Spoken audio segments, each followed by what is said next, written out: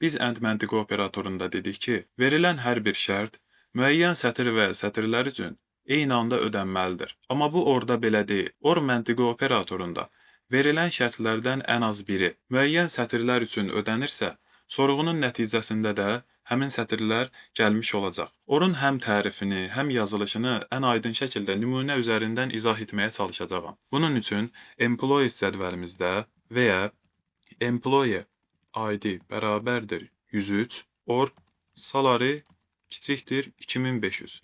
Ctrl Enter. Bu sorğumuzun nəticəsində bizə 6 sətir gəlmiş oldu. Birinci sətrə diqqətlə baxsaq, employee ID-si 103. Demək ki, birinci şərtimiz ödəndi. Amma salary 2500-dən kiçik deyil, 9000-dir.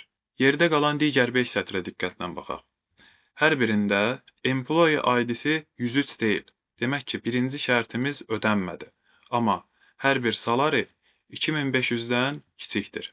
Uzun sözün qısası loru dildə desək, OR-la yazılan sorğuda deyirik ki, kimin employee ID-si 103-ə bərabərdir və yaxud da kimin maaşı, kimin salarisi 2500-dən kiçikdirsə, o işçilər gəlsin. Yəni bu cürdə yadda saxlaya bilərik. Məntiqi operatorlar dərsimizin sonuncusu nota keçid alaq.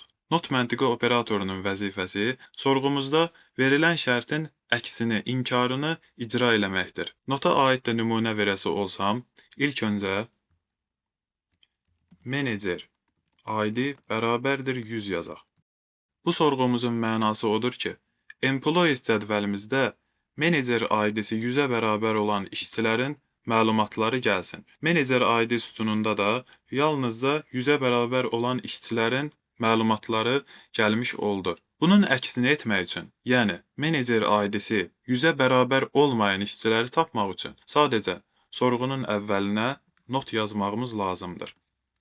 Ctrl Enter. Biz bu sorğumuzda sadəcə not məntiqi operatorundan istifadə edərək 100-ə bərabər olmayan işçilərin məlumatlarını tapmış olduq.